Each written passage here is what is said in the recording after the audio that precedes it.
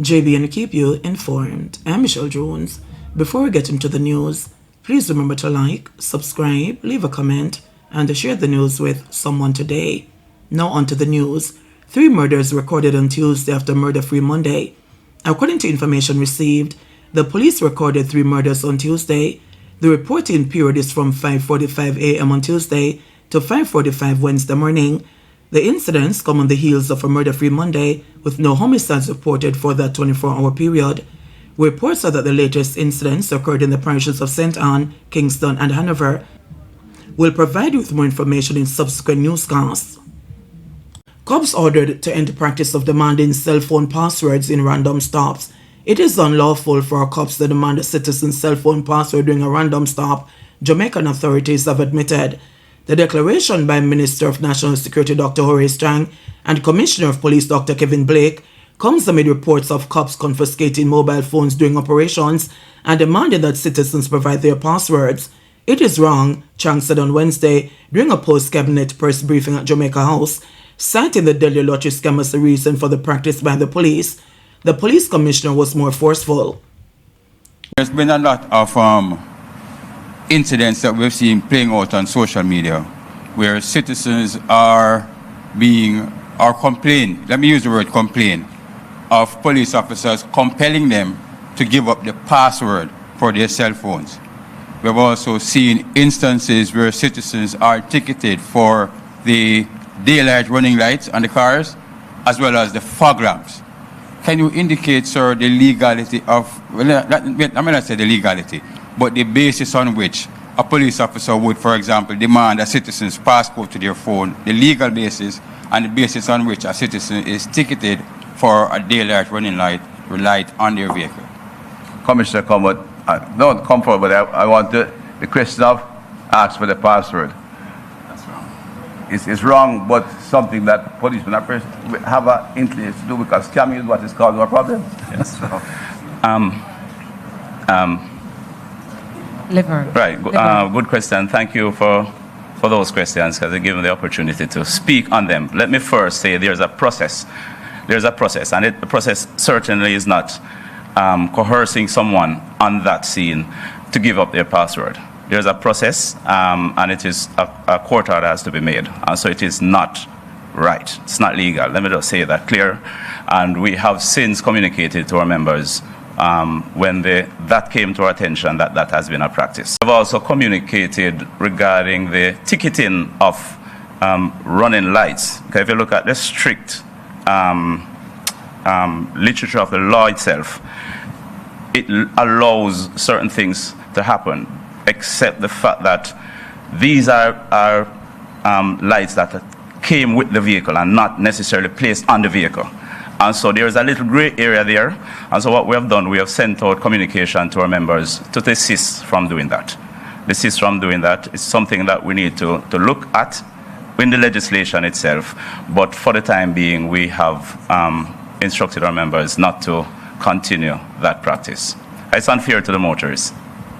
One man recounted recently an incident in which he decided to video record a group of police personnel he believed were conducting themselves in an unprofessional manner while on duty. He claimed that one of the cops looked at his identification card before ordering him into the back of the police service vehicle, saying he resembled a suspect in a robbery. The man claimed he was taken to the police station where the police demanded the password to his cell phone and deleted the videos he recorded of their actions. Ocelot and the North Tiger Cub on the loose in Black River. Dr. Sophia Ramlal, the Director of Veterinary Services in the Ministry of Agriculture, Fisheries and Mining, has confirmed that the smuggled animal, which is believed to be on the loose in the Black River area, is a wildcat called an ocelot, not a tiger cub. A press release from the Jamaica Defence Force, JDF, on Wednesday morning had mentioned that a tiger cub was among several animals smuggled into the country. The JDF says a tiger cub was being smuggled into the country aboard a vessel which was interdicted off the south coast of Jamaica on Wednesday. The animal reportedly escaped during processing. The JDF says the cub resembles a kitten and may appear to be harmless. However, the JDF warns that despite its size and appearance, it is a wild animal and no attempt should be made to capture or tame it. Let me qualify by saying the reports earlier have said that this is a tiger cub. I want to use the opportunity to say our information subsequent to that is that this is an ocelot. It is also a wildcat. It is not native to Jamaica. And whereas it may be native to other parts of the world, we really do not have this as one of the species listed in Jamaica. Anything that is not native to our country can possibly introduce diseases that are not currently in that country. And we genuinely don't know, so we have to treat it as if there's a possibility that there's risk both to animals and to people in the case where diseases can be zoonotic. And easily, rabies is something that is easily referenced because that is one of those diseases that can easily affect animals and people. So our advice right now is we don't know the status, as you would have indicated in the press release put out by the JDF. The wildcat, and I use the opportunity again to say this is an ocelot, is still at large, and this is a kitten, a small cat, but still a foreign wildcat, and we always have to be careful and to err on the side of caution.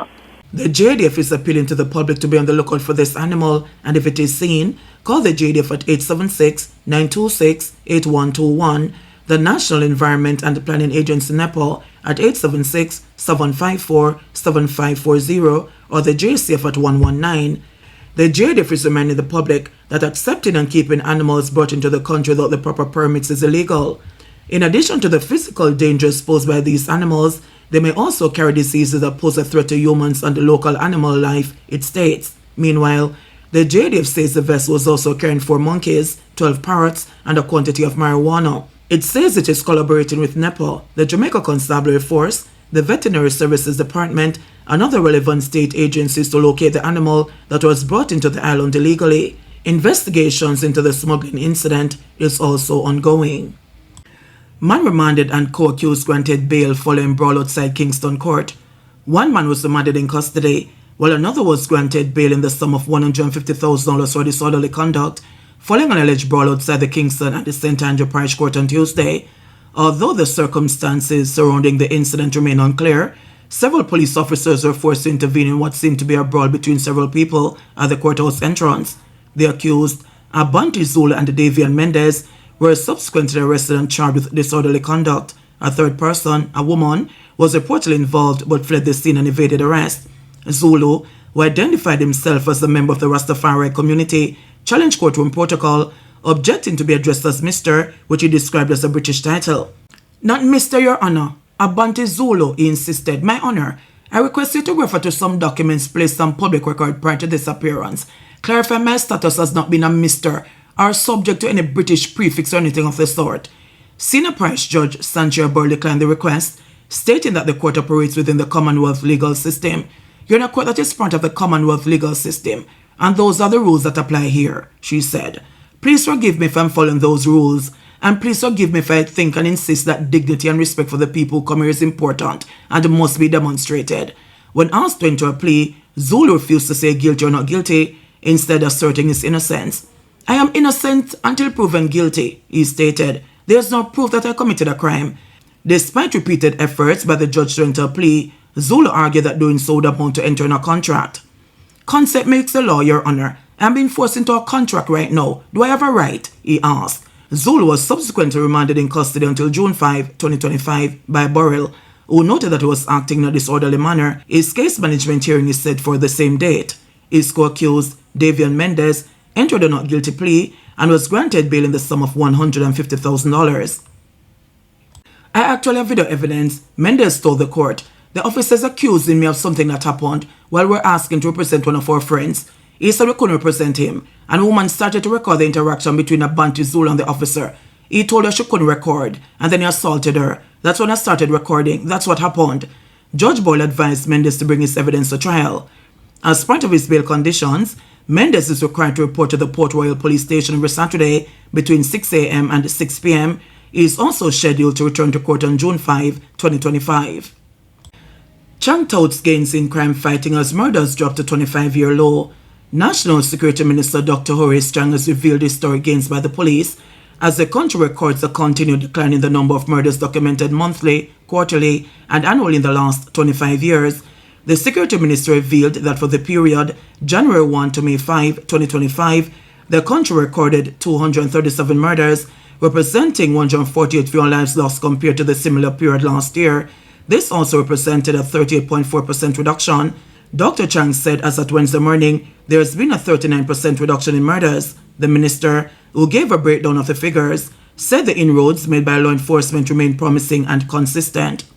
We have had 4 months consistency: December, January, February, March, April. The lowest weekly murder count in 24 it was 6 murders in Christmas week of 2024. It was the most peaceful Christmas we had in 25 years. The weekly murder rate, in fact, has been on decline since September of last year, except for 1 week in November. The lowest murder numbers for a month has been in this year. It went to 48 in February, which was the lowest in 25 years, and last month we went to 44, which was the lowest in a very long time. Lowest quarterly murder rate, of course, 187 murders in Q1 of 2025, 187 murders. Most consecutive weeks of murders, we have had a run of 8 weeks of homicide below 15. When it's coming from where I used to get 21 a weekend in a constituency. Most weeks in a quarter with murder below 20 in 25 years, and the lowest quarterly major crime in 25 years. Reviewing our work, one of the outcomes of that is that institutions and communities that did not want to see the police at a certain point in time are now calling on the police for support and help. And we're seeing to what extent we can extend ourselves while we continue to do the community work that is required. The Police Training College expanded and modernized the curricula. JBN will keep you informed. Please remember to subscribe, like, share, leave us a comment, and click the notification bell to receive our daily news items.